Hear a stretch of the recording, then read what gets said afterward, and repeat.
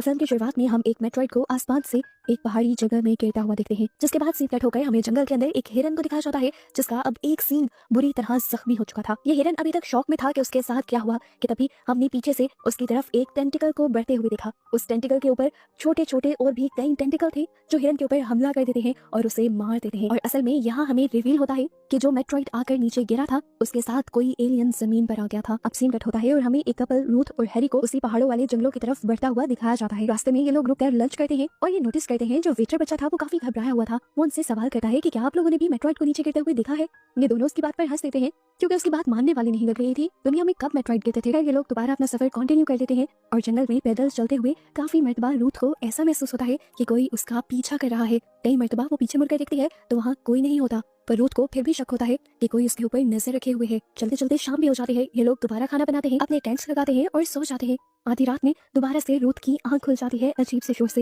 वो बाहर निकल कर देखती है तो जंगल के किनारे एक हिरन खड़ा उसे घूर रहा था। इस हिरन का भी एक सींग नहीं था। ये वही हिरन था जिसे हमने मूवी के स्टार्ट में देखा। वो इतने अजीब तरीके से रूथ को देख रहा था कि रूथ भी उसे देखकर परेशान थी और तभी अचानक कोई आकर पीछे से उसके कंधे पर हाथ रख लेता है। वो बुरी तरह डर जाती है, लेकिन ये तो हैरी ही था। वो हैरी को देखकर थोड़ा सा रिलैक्स होती है और दोबारा जब जंगल की तरफ देखकर उसे हिरन के बारे में बताने की कोशिश करती है तो हिरन वहाँ से जा चुका था। बल्कि ये कहना ज्यादा बेहतर होगा कि वो वहाँ से गायब हो चुका था। घबराई हुई रूथ हैरी को ये सब बताने की कोशिश करती है कि पहले मैं शोर से उठी थी और जंगल से एक अजीब एक सींग टूटा हुआ हिरन मुझे घूर रहा था और अब वो गायब हो गया है। हैरी को उसकी किसी बात पर यकीन नहीं आता। वो उसे दोबारा सोने के लिए ले जाता है और इसी तरह सुबह भी हो जाती है। ये लोग अब अपना सफर दोबारा से कंटिन्यू करने लग जाते हैं और हैरी रूथ को इसी जंगल में एक स्पेशल जगह लेकर जाता है। समुद्र के किनारे ये बहुत ही खूबसूरत जगह थी और यहाँ पर हैरी रूथ को प्रपोज कर देता है। रूथ को तो खुश होना चाहिए था, लेकिन यहाँ पर रूथ को पैनिक अटैक आने लग जाता है। वो अपने आप को कंट्रोल नहीं कर पाती, उसकी दुनिया घूम जाती है। हैरी ही उसे सहारा देता है और वो पिल्स खाकर अपने आप को नॉर्मल रखने की कोशिश करती है। इन दोनों के दरमियान में सिचुएशन काफी ऑकवर्ड हो जाती है और ये लोग जंगल में वापस आकर कैंप लगा लेते हैं। हैरी डिसाइड करता है कि वो अगली सुबह यहाँ से चले जाएंगे। काफी टाइम तक दोनों खामोश थे, लेकिन फिर अचानक रूथ बोली और उसने पूछा कि तुमने ऐसा क्यों किया हैरी,